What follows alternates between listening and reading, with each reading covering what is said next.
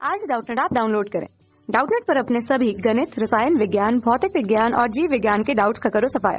बस प्रश्न की फोटो खींचो, एक ही प्रश्न को क्रॉप करो और तुरंत वीडियो सोल्यूशन पाओ। अभी डाउनलोड करें। हेलो फ्रेंड, इस प्रश्न में पूछा गया है कि किसी पदार्थ की प्रतिरोधकता जो है जिन भौतिक कारकों पर निर्भर करती है उनमें से किन्हीं दो का हमें उल्लेख करना है यहाँ पे। ठीक है, तो हमें क्या पता है, किसी पदार्थ का जो प्रतिरोध होता है उसके लिए हम सूत्र उपयोग करते हैं। ये हो जाता है रो एल बटे ए, जहाँ पे रो दर्शाता है पदार्थ की प्रतिरोधकता को, ठीक है, तथा एल दर्शाता है यहाँ पे तार या पदार्थ की लंबाई को, तथा ए जो है अनुप्रस्थ काट के क्षेत्रफल को प्रदर्शित करता है इस प्रकार से। तो यहाँ से हमें रो का क्या मान प्राप्त हो जाएगा, रो बराबर हो जाएगा आर गुणित ए बटे एल, इस प्रकार से प्राप्त हो जाएगा। अब यदि हमें पता है कि प्रतिरोध के लिए हम क्या सूत्र लिखते हैं, यदि हम जैसे शांति काल के रूप में प्रदर्शित करें तो ये हमें प्राप्त हो जाता है 2 गुणित एम बटे एन गुणित ई का वर्ग टाउ, इस प्रकार से प्रदर्शित करते हैं। गुणित क्या हो जाता है, ये हो जाता है एल बटे ए, हमें प्राप्त हो जाता है। ठीक है, तो इस प्रकार से तो यहाँ से हमें रो का मान क्या प्राप्त हो जाएगा, रो बराबर हो जाएगा 2m बटे एन ई का वर्ग टाउ, इस प्रकार से। जहाँ पे m दर्शाता है, यह दर्शाता है इलेक्ट्रॉन का द्रव्यमान दर्शाता है, जिसका मान जो है एक नियत मान प्राप्त होता है, जो हमें प्राप्त हो जाता है, ये हो जाता है 9.12 गुणित 10 का घात ऋण 31 किलोग्राम। इस प्रकार से हमें जो पता है कि इलेक्ट्रॉन का द्रव्यमान प्राप्त होता है एक इलेक्ट्रॉन का। उसी प्रकार देख सकते हैं यहाँ पे ई दर्शाता है इलेक्ट्रॉन के आवेश को, ठीक है, जिसका मान भी नियत होता है। तो यह मान हमें प्राप्त हो जाता है 1.6 गुणित 10 का घात ऋण 19। तो यह आवेश है, इसलिए इसका मतलब क्या हो जाएगा, यह हो जाएगा कूलाम। इस प्रकार से प्राप्त होता है। यहाँ पे n दर्शाता है प्रति एकांक आयतन में जो है मुक्त इलेक्ट्रॉनों की संख्या को, किसके लिए, प्रति एकांक आयतन के लिए।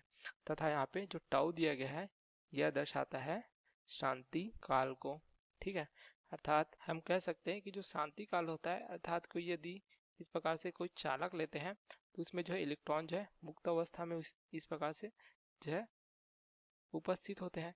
ठीक है, तो यदि जब हम बाहरी स्रोत से जोड़ते हैं तो क्या होता है कि इलेक्ट्रॉनों का जो है वेग बढ़ जाता है, जिससे हम क्या कहते हैं, इसे जो है अपवाह वेग कहते हैं। तो अपवाह वेग के बढ़ने से क्या हो जाता है, ये जो है आपस में टकराने लग जाते हैं।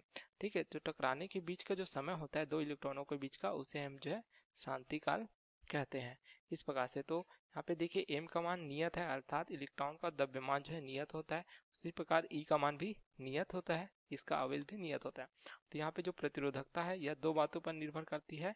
यह हो जाती है, हम देख सकते हैं, यह जो है मुक्त इलेक्ट्रॉनों की संख्या के जो है व्युत्क्रमानुपाती होती है। उसी प्रकार हमें प्राप्त हो जाती है यह जो है शांति काल के भी व्युत्क्रमानुपाती प्राप्त होती है। तो इस प्रकार दो हमें निर्भरता प्राप्त हो जाती है, जिसको हम इस प्रकार से परिभाषित कर सकते हैं। यदि देखिए पहला, तो मुक्त इलेक्ट्रॉनों की संख्या, अर्थात हम कह सकते हैं यह जो है प्रतिरोधकता जो है पदार्थ की प्रकृति पर निर्भर करती है। ठीक है, इस प्रकार से हम लिख सकते हैं। तो यहाँ पे देखिए कि किस प्रकार से पदार्थ की प्रकृति पर निर्भर करती है। कि देखिए कि प्रत्येक पदार्थ में मुक्त इलेक्ट्रॉनों की संख्या क्या होती है, यह जो है हमें अलग अलग प्राप्त होती है। यदि पदार्थ में मुक्त इलेक्ट्रॉनों की संख्या प्रति एकांक आयतन में अधिक प्राप्त होगी, अर्थात कोई पदार्थ है उसमें यदि मुक्त इलेक्ट्रॉन बहुत अधिक संख्या में है, तो इलेक्ट्रॉन की अधिक संख्या होने के कारण क्या होगा, उसमें जो आवेश का प्रवाह भी क्या हो जाएगा, यह भी जो है अधिक होगा।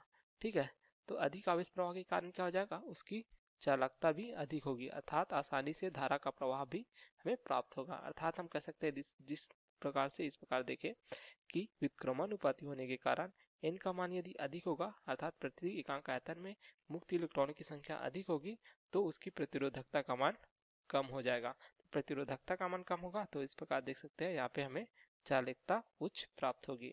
तो इस प्रकार से पदार्थ की प्रकृति पर निर्भर करती है किसी पदार्थ की प्रतिरोधकता।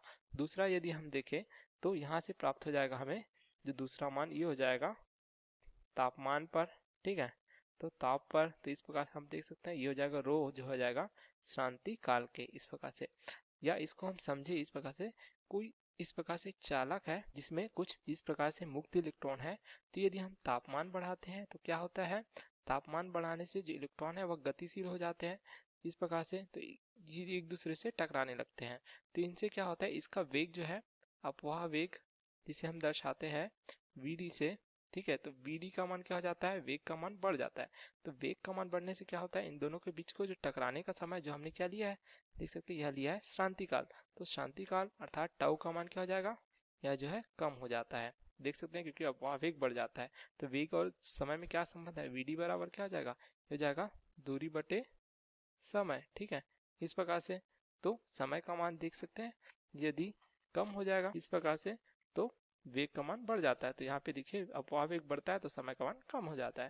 तो इस प्रकार से टाउ का मान यदि कम होगा, ठीक है, तापमान बढ़ाने से, तो प्रतिरोधकता का मान क्या हो जाता है, बढ़ जाता है। अर्थात हम कह सकते हैं कि ताप बढ़ाने पर प्रतिरोधकता का मान जो है बढ़ जाता है। तो इस प्रकार से हमें जो है संबंध प्राप्त हो जाता है जो हमें प्रश्न में पूछा गया था कि किसी पदार्थ की प्रतिरोधकता जिन भौतिक कारकों पर निर्भर करती है उनका हमें उल्लेख करना था। तो वो भौतिक कारक कौन से प्राप्त होता है, पदार्थ की प्रकृति तथा ताप पर निर्भर करती है।